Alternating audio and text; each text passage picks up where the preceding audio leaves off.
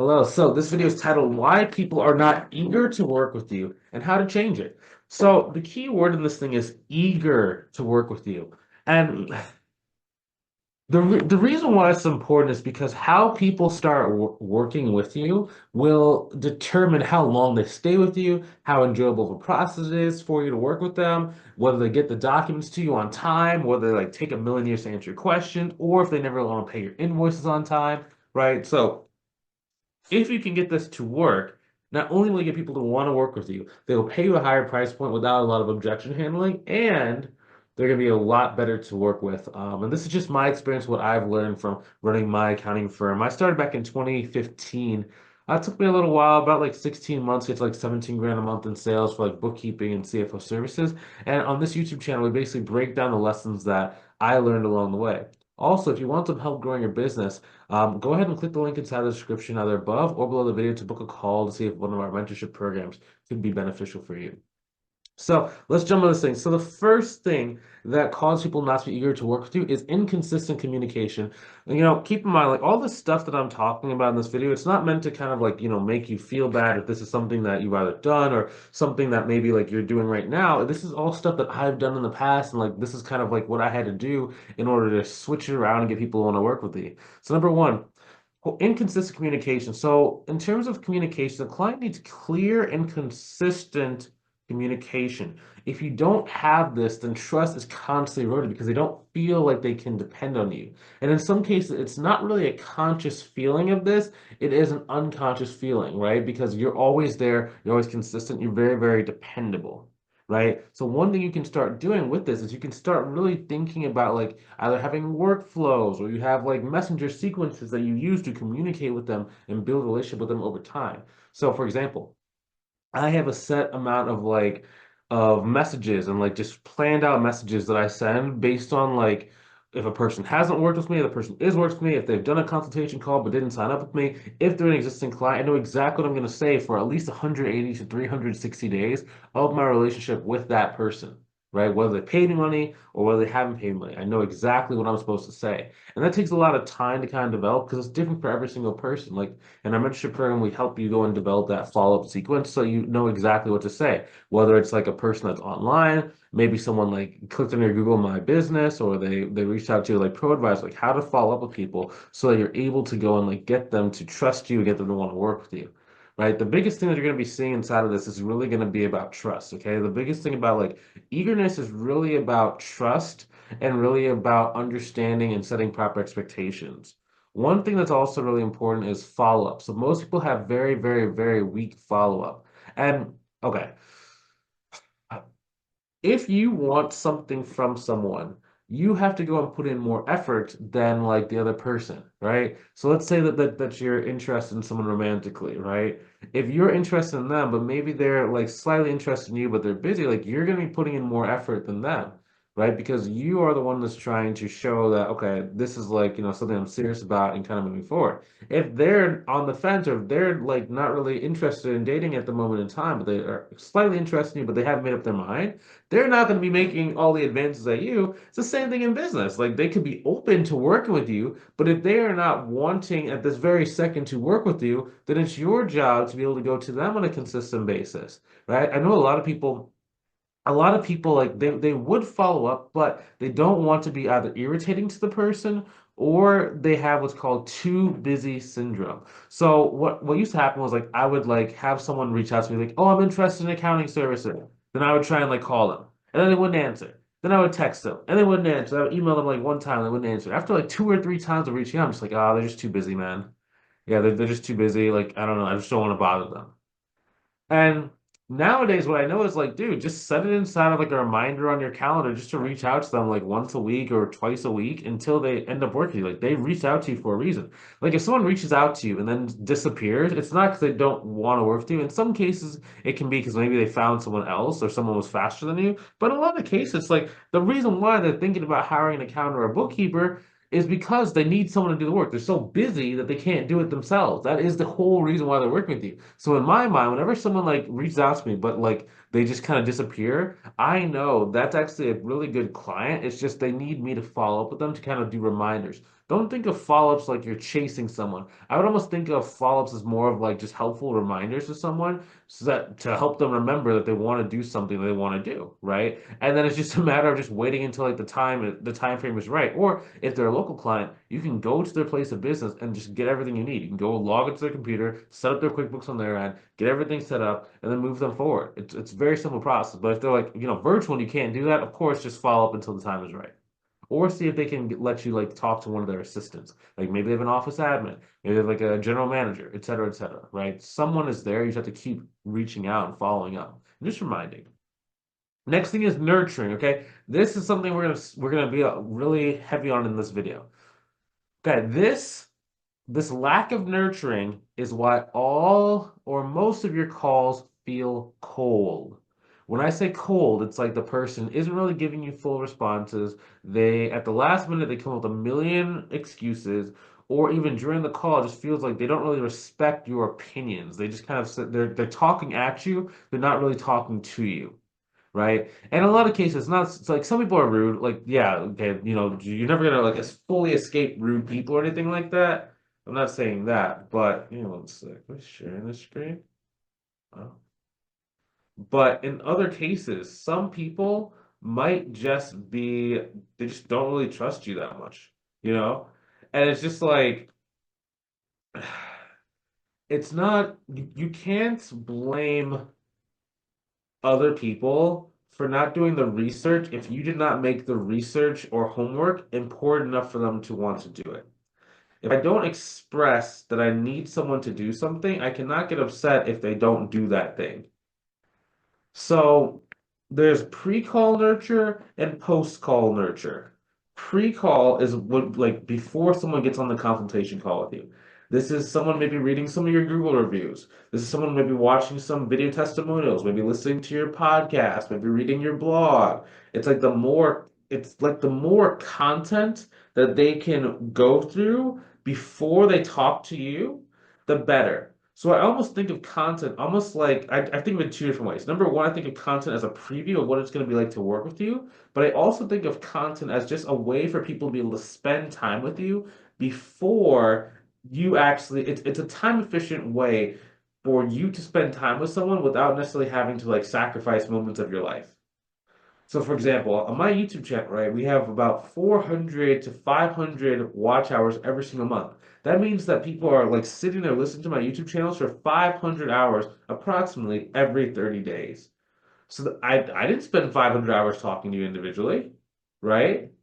But by the time the person speaks to me, it's like they know everything about me. We're friends. I've helped them out. They respect the stuff I say. We don't really have like people are so respectful from like calls from that because they actually like you and they actually like they trust your opinion. They respect your opinion. They are wanting to work with you. They move forward really quickly. They're just better clients, right? But if they don't have that, you have not turned them into good clients. So I was talking to a guy yesterday. He's like, where do I find these great clients? And it's like, well, in a lot of cases, like the one client is gonna be willing to pay someone like $200, but they'll pay someone else $1,000 for the same service.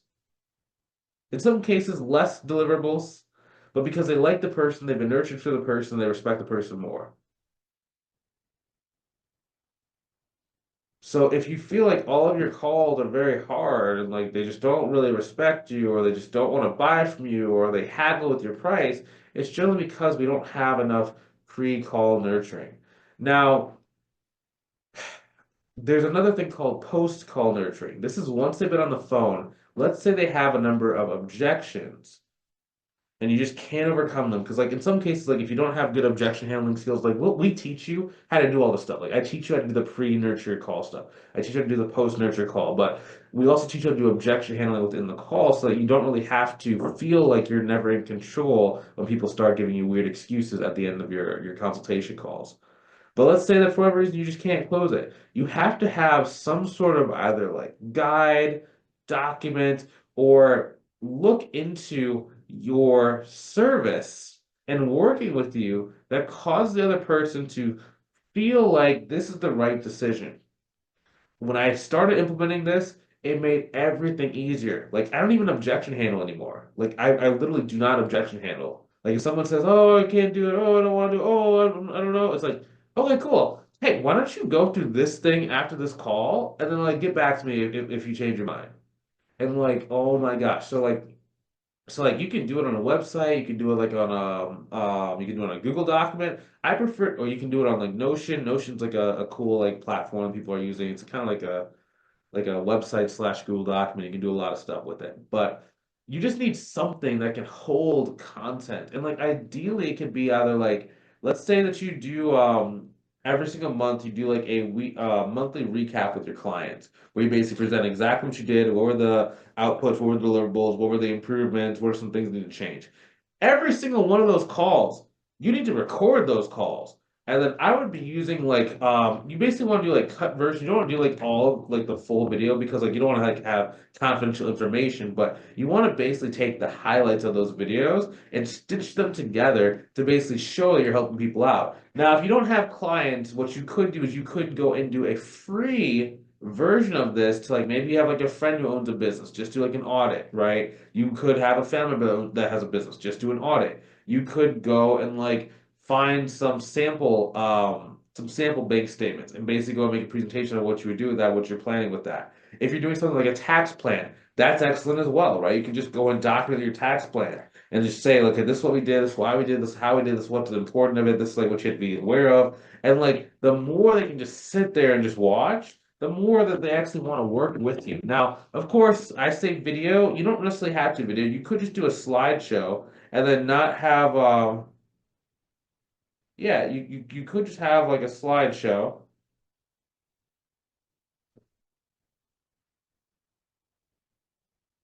Yeah. So you could have a slideshow and just don't even have your face on it. So like this, I have my face like on somewhere in the video, right? But that's because I like seeing myself when I talk. So it's almost like I'm talking to a person. That's why I like having that. But like, you could just do it where like let's say you just don't even have your camera on, right? You're just like on Zoom. Like it doesn't have to always be face. It could just be audio. But I like having some sort of visual, which is like why the PowerPoint presentation is cool. Um, but yeah, just something there, just to make sure like that you're good and that people can kind of like understand it, right? Now, is one more important than the other? I I would argue that the post-call nurturing is actually more important than the pre-call nurturing. And that's good because a lot of people don't want to make content when they're first like starting their business, right? Because like maybe you have a job or something and they don't know that you have a business, right? It's like, well, how do I advertise? How do I market if my job does not know that I actually have like a business, right? Okay, well, this is how. So rather than doing the marketing, you just have some videos or some kind of piece of content someone can go to and you can control who sees it, right? So like the only people that see some of these like some of my like post call nurture sequences are people that have been on a call with me. So I can basically teach them how to go through that and how to research it so that I know that they are getting the intended results each and every time that I give it to them. And it's just like yeah, like I have like a Google document, man. Like that Google document is worth at least anywhere between like 150 like 200K.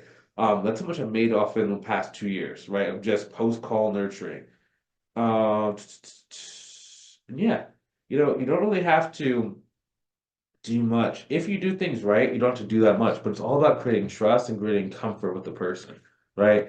And then most people, since they don't have that nurture content, what ends up happening is there's mismatch in expectation. So unclear pricing and services, right? So like we had a person who was like thinking about joining our mentorship program. She came on the phone yesterday. She's like, yeah, one time I had someone give me a referral, but I don't think that he actually knew what I did. And I was like, well, if your referral partners don't know what you do, how could you expect, any like even direct clients know what you do? Like the referral partners, you've talked to them, they should know what you're doing. So it's like you have to get really good at learning to communicate. What do you do, who it's for, how you help, and kind of what is like out of the price range or what is the kind of business that you like working with.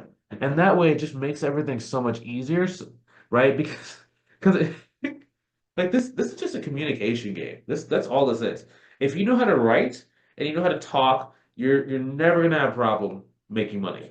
in this kind of age, right? If things change, like there's no more internet or like there's a new version of the internet, it's like, okay, that might be a little different. But as of right now, in this kind of, technology age that we're in, if you understand how to communicate, you will be able to work with as many people as you possibly can handle. So it's just like you just gotta work on communication. And I was talking to a person yesterday, like, I do great work and I do all this and I do this and I do this. Like, yeah, but the reason why I don't have clients because you can't explain what you do to anybody. Even when you've done it, and even when they look at it, you still can't explain it to a third grader. So it's like, you might be a master, but if no one knows what you do, no one trusts that you can actually do it, which actually slides into the next slide, which is a mistrust in capabilities.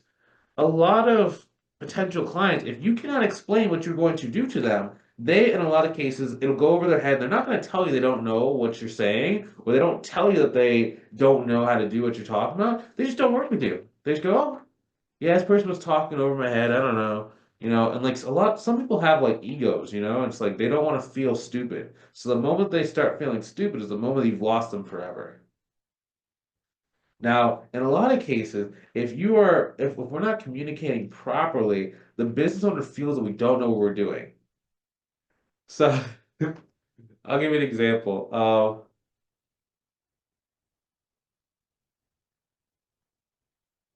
You'd be surprised how many of us can't explain why someone needs accounting.